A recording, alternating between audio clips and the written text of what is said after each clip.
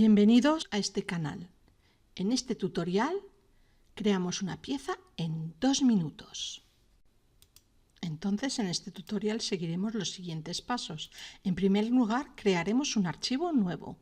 Después seleccionaremos el banco de trabajo Part y finalmente crearemos la nueva pieza. Para empezar, debemos crear nuestro primer archivo.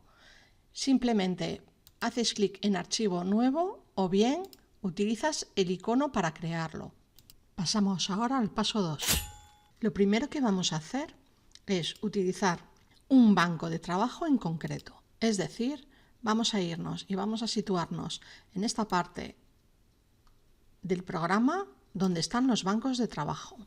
Podemos encontrar los bancos de trabajo haciendo clic en el desplegable.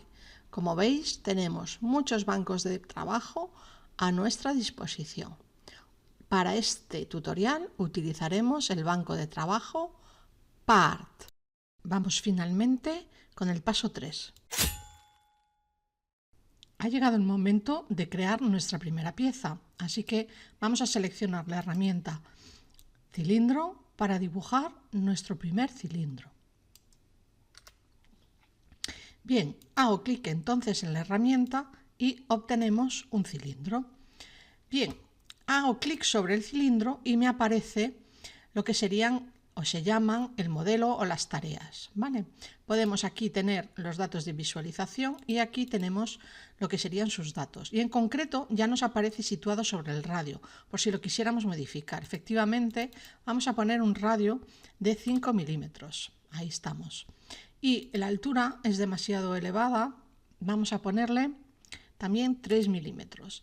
De esta forma tenemos una especie de pequeña pastilla donde hemos configurado nuestro cilindro. Ahora lo que voy a hacer es reducir aún más la altura, le voy a poner 2 milímetros, bueno, incluso 1 milímetro, y voy a cambiar el ángulo. Aquí los 360 grados indican que hemos hecho la circunferencia por completo, pero vamos a poner 290 porque quiero crear una especie de comecocos. Y aquí tenemos pues nuestra primera pieza. Ya está. Si te ha gustado el vídeo, no olvides darle un me gusta. Y si quieres estar al tanto de todas las novedades, suscríbete al canal.